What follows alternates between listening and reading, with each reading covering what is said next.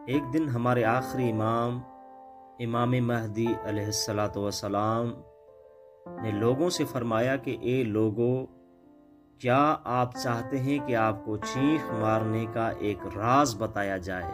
तो इमाम से पूछा गया कि मौला, चीख मारने का कौन सा राज है?